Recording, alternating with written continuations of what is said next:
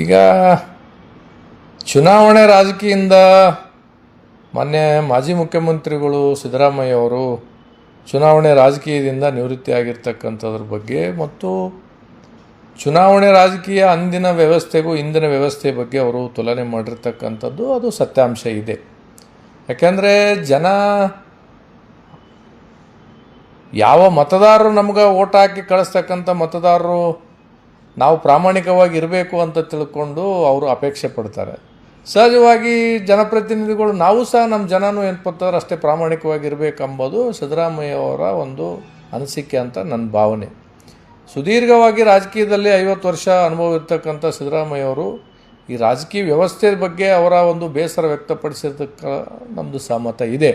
ಯಾಕೆಂದರೆ ಇವತ್ತು ಕೇವಲ ನಾವು ಎಷ್ಟೇ ಸೇವೆಗಳನ್ನು ಮಾಡಿದರೂ ಸಹ ಕೇವಲ ಮತ್ತು ದುಡ್ಡು ಒಂದು ಜಾತಿ ಇವೆರಡರ ಮೇಲೆ ರಾಜಕೀಯ ನಿಂತಿರ್ತಕ್ಕಂಥದ್ರಲ್ಲಿಂದ ಸಿದ್ದರಾಮಯ್ಯವರು ರೋಸಿ ಹೋಗಿದ್ದಾರೆ ಅನ್ನೋದಕ್ಕಿಂತ ಇವತ್ತಿನ ವ್ಯವಸ್ಥೆಗೆ ಹಿಡಿದಿರ್ತಕ್ಕಂಥ ಕೈಗನ್ನಡಿ ಅಂತ ನಾನು ಅಂದ್ಕೊಂಡಿದ್ದೀನಿ. ಆದರೂ ಸಹ ಇನ್ನೂ ನಮ್ಮಂಥ ಯುವಕರು ಮತ್ತು ಇನ್ನೂ ಒಂದಿಷ್ಟು ಪ್ರಾಮಾಣಿಕರು ಬರಬೇಕು. ಯಾಕಂದರೆ ವ್ಯವಸ್ಥೆ ಮತ್ತು ಸರ್ಕಾರಗಳನ್ನು ನಡೆಸ್ತಕ್ಕಂಥವ್ರು ಪ್ರತಿ ಒಂದೊಂದು ಪೀಳಿಗೆ ಶತಮಾನಗಳಿಗೆ ಒಂದೊಂದು ಪೀಳಿಗೆ ಬರುತ್ತೆ. ಬಂದವರು ಸಹ ಪ್ರಾಮಾಣಿಕವಾಗಿ ಇರಬೇಕೆಂಬುದು ನನ್ನ ಒಂದು ಅಪೇಕ್ಷೆ.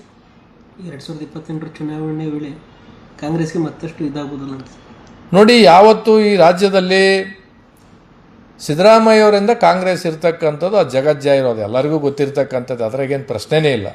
ಇವತ್ತು ಸಿದ್ದರಾಮಯ್ಯವರು ಹೋದ ಮೇಲೆ ಕಾಂಗ್ರೆಸ್ಸಿಂದು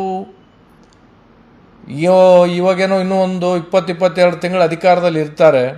ಅದು ಸ್ವಲ್ಪ ಚಲೋ ಕಾಣಿಸುತ್ತೆ. ಅಧಿಕಾರದಾಗಿದ್ದಾಗ ಸಹಜವಾಗಿ ಜೇನಿದ್ದಲ್ಲಿ ಜೇನಿನ ನೊಣಗಳು ಬರ್ತಕ್ಕಂಥದ್ದು. ಆದರೆ ಸಿದ್ದರಾಮಯ್ಯವರು ಇವತ್ತು ಮುಖ್ಯಮಂತ್ರಿ ಪದವಿಯಿಂದ ಇಳಿಸಿರ್ತಕ್ಕಂಥದ್ದಾಗಲಿ ಅಥವಾ ಅವರು ಚುನಾವಣೆ ನಿಲ್ತಕ್ಕಂಥದ್ದಾಗಲಿ ಇದು ಕಾಂಗ್ರೆಸ್ಸಿನ ಕೊನೆಯ ಮಳೆ ಅಂತ ತಿಳ್ಕೊಂಡು ನನ್ನ ವೈಯಕ್ತಿಕ ಅಭಿಪ್ರಾಯ.